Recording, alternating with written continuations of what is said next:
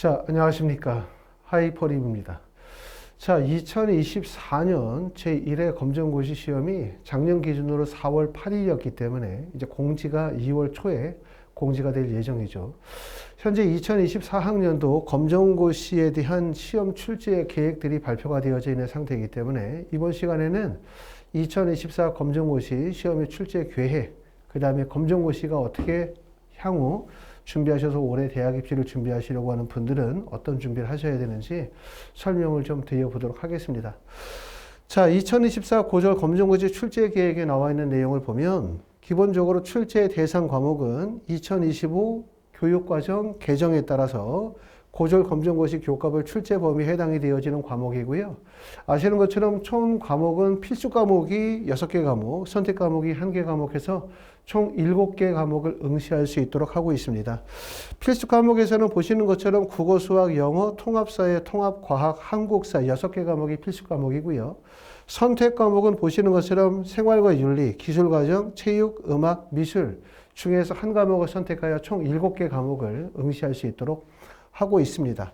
자, 시험 일자는 작년 기준으로 보면은 1회 시험이 4월 8일이었고, 그 다음에 2회 시험이 8월 10일이었습니다.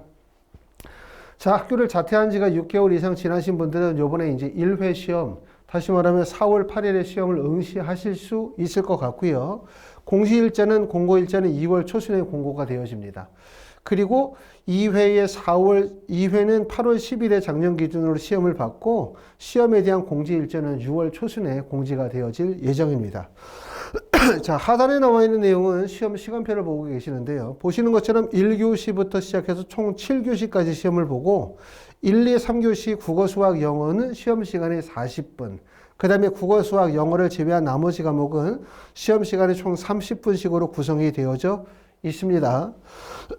응시 문항은 각 과목별 25문항으로 구성이 되어져 있고, 그 다음에 단 수학만 20문항이고요.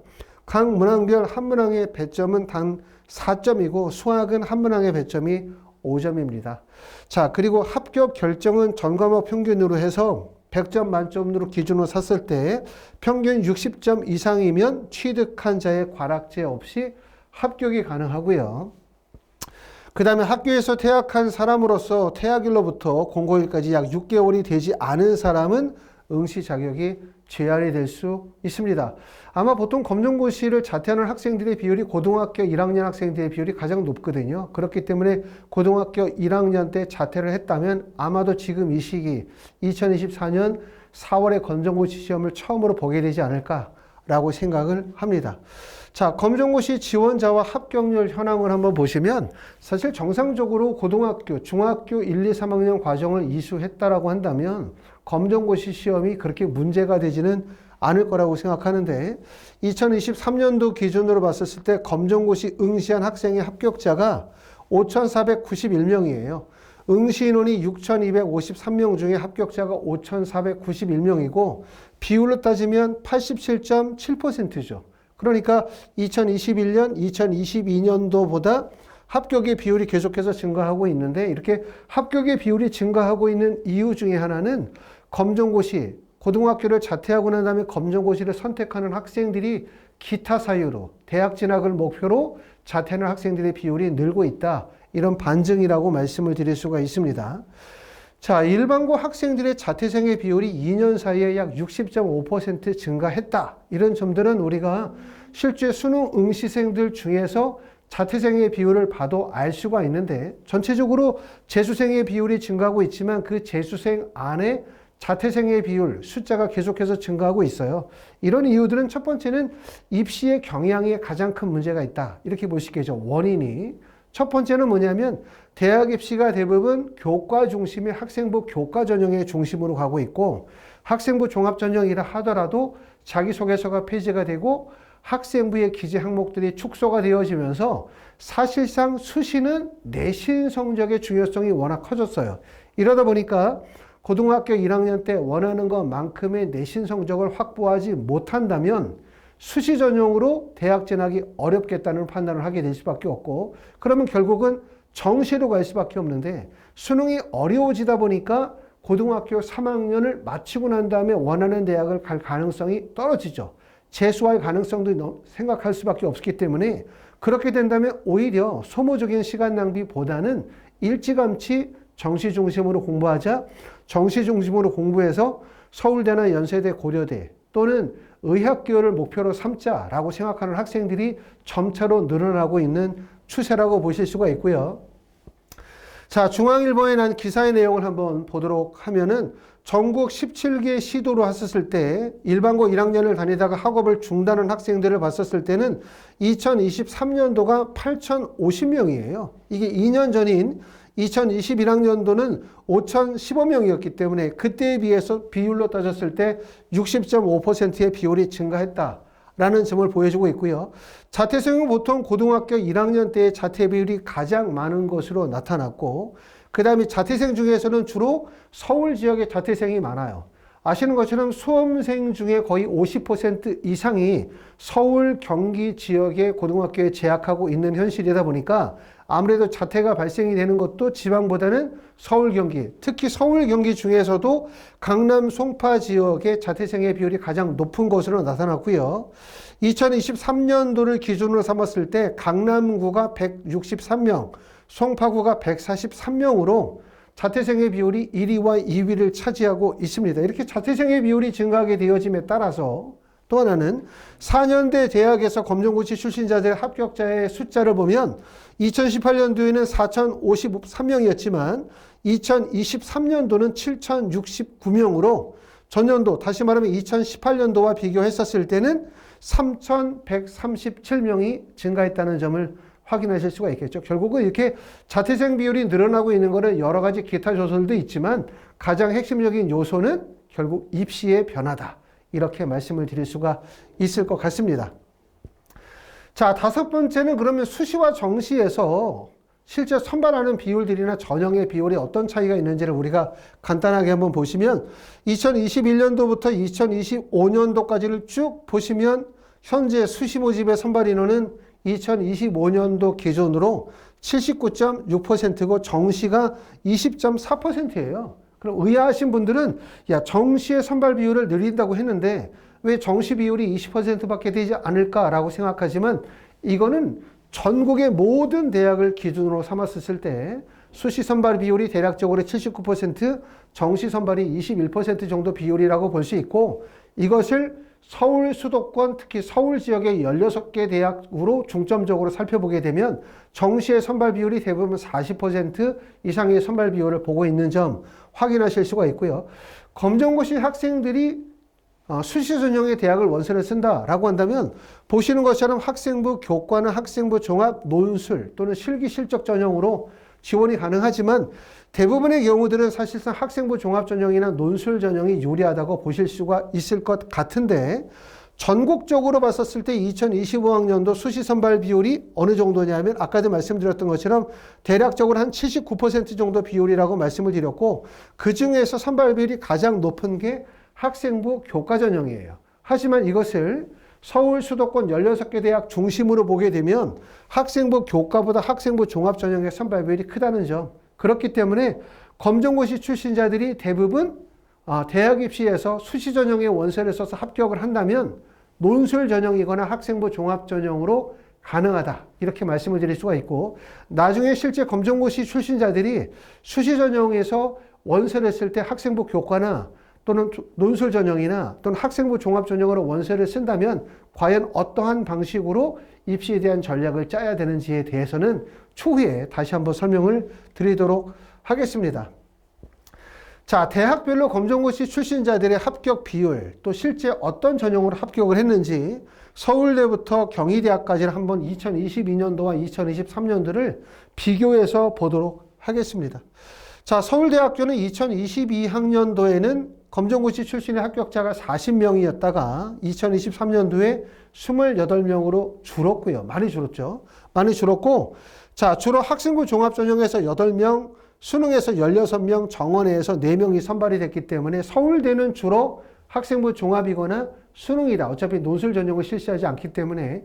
그리고 전년도에 비해서 이렇게 인원이 줄어든 가장 큰 이유가 서울대학교가 2023년도부터 정시에서 교과평가, 다시 말하면 수능의 일반 전형과 수능에서 일반 전형과 그 다음에 지역균형 전형에서 학생부 교과가 반영이 되어지면서 검정고시 학생들의 합격 비율이 감소했습니다. 자, 연세대학교는 61명, 66명으로 비교적 모집 인원이 많고 비율로 따지면 1.57% 정도 비율이 되니까 과학고 선발 인원이 2.04% 86명이거든요. 그러니까 사실은 검정고시 출신의 합격 비율과 과학고 학생들의 합격의 비율이 큰 차이가 나지 않아요. 그만큼 검정고시가 실제 수능에 응시하는 학생들의 비율을 생각해 보면 결코 합격 비율이 낮지 않다는 점을 확인하실 수가 있는데 연세대학교는 학생부 종합전형에서 9명, 실기 실적 전형에서 8명, 논술 전형에서 8명이 합격을 했고 수능에서 38명을 합격을 했습니다. 자, 고려대학교는 논술을 실시하지 않고 있고 수능에서 51명, 수능 정원회에서 10명을 합격을 했습니다. 자, 성균관대학교는 41명, 34명으로 2023년도 기준으로 0.82% 정도 되고요. 서강대학교는 1.49% 28명이고 과학고의 선발 인원과 동일합니다.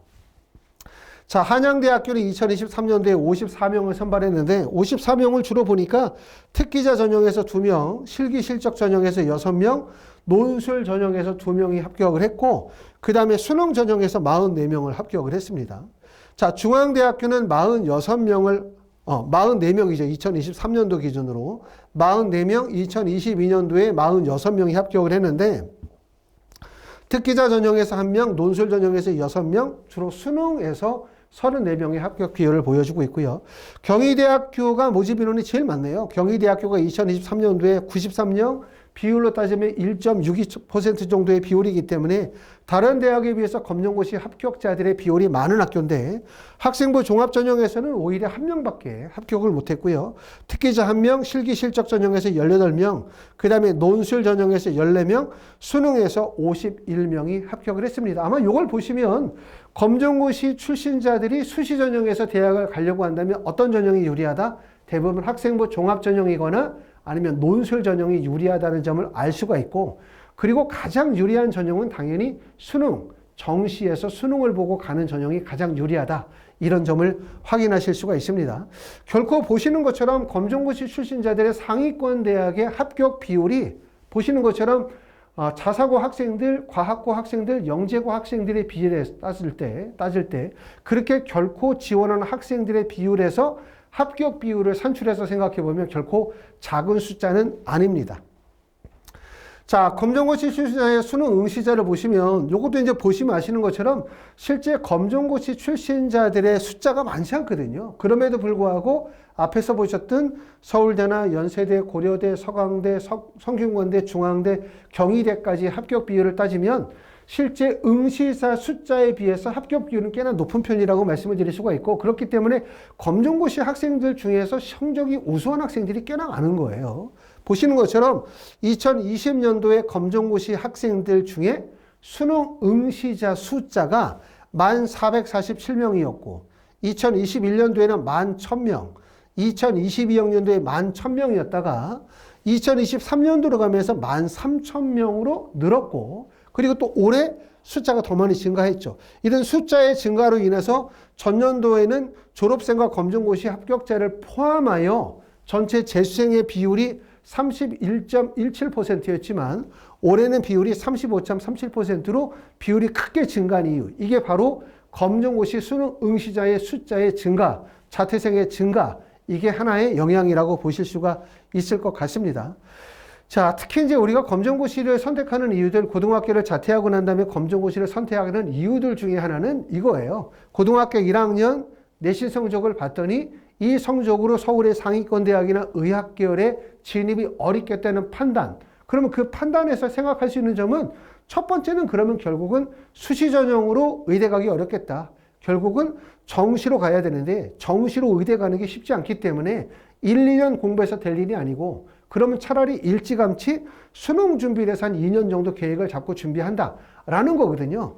보시는 것처럼 이제 의대 정시 N수생의 합격자의 비율을 보면 자, 전체적으로 봤었을 때 고등학교 졸업 예정자의 합격자가 서울대부터 시작해서 경북대까지를 봤었을 때 약 380명일 때요.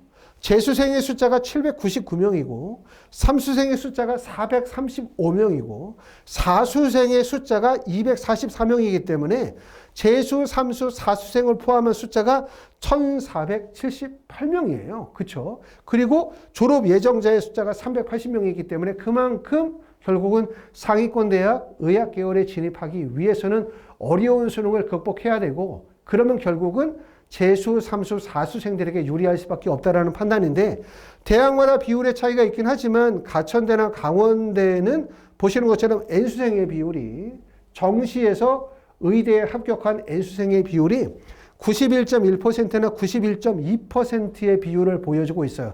이만큼 결국은 서울대나 연세대, 고려대 또는 상위권 대학 의학 계열에 진입을 하기 위해서는 수시 전형에서는 대부분 내신 성적 1점대 내신 성적이거나 그렇지 않으면 정시로 가야 되고 정시로 가려면 재수가 불가피한 상황이다. 이게 바로 입시의 현실이다 보니까 결국 자퇴, 검정고시, 수능으로 연계되는 프로그램을 구상하시는 분들이 많은 것 같습니다.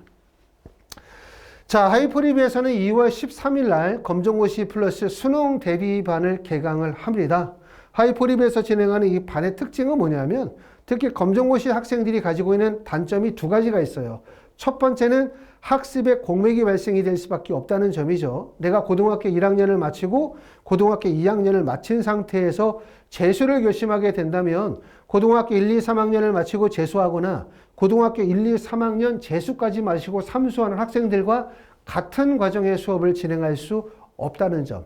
그렇기 때문에 결국 학생 맞춤형 프로그램, 학생 맞춤형 결국은 그 합격의 재수를 위한 프로세스가 필요하다. 이렇게 말씀을 드릴 수가 있고 두 번째는 다른 학생들에 비해서 또래 집단이 구성이 되어져 있지 않거나 아니면 아직 심리적으로 완성이 되어지지 않은 상태이기 때문에 학생들의 심리적인 안정감 또는 학습에 대한 관리, 그 다음에 구체적인 목표의 방향에 대한 어떤 제시, 이를 통해서 일련의 과정을 좀 더 성공적으로 이끌어 나가는 과정이 매우 중요하다고 볼 수가 있고 많은 학생들이 자퇴를 결정하고 검정고시 시험을 볼 때는 큰 목표와 이상을 가지고 공부를 하지만 막상 현실에 닥쳐보면 그 공부가 결코 쉽지 않다는 것을 알게 돼요. 이러다 보면은 어렵게 결정한 그 자퇴, 검정고시가 재수를 공부하는 과정에서 무너질 가능성이 높기 때문에 학생이 가지고 있는 원대한 꿈들이 그대로 유지가 되고 그게 실천으로 이루어져서 목표하는 대학에 합격할 수 있는 과정을 이어나가는 과정이 매우 중요할 거라고 생각을 합니다.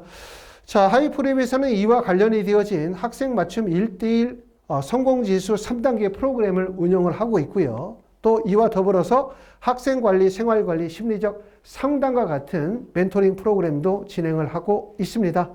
자, 이와 관련된 내용들을 자세하게 좀 설명을 드렸고요. 말씀을 드렸었던 것처럼 하이프랩에서 진행하는 이런 성공재수 프로그램들 잘 안내해 드렸고 또 앞에서 말씀드렸던 2024년도 제1회 검정고시 시험에 대한 안내도 꼭 참고하셔가지고 올해 검정고시에서 고득점으로 합격하시고 그 다음에 수능에서 고득점을 맞아서 원하는 대학에 합격하는 한마디로 얘기하면 원패스 과정을 진행하실 수 있기를 바라겠습니다. 감사합니다.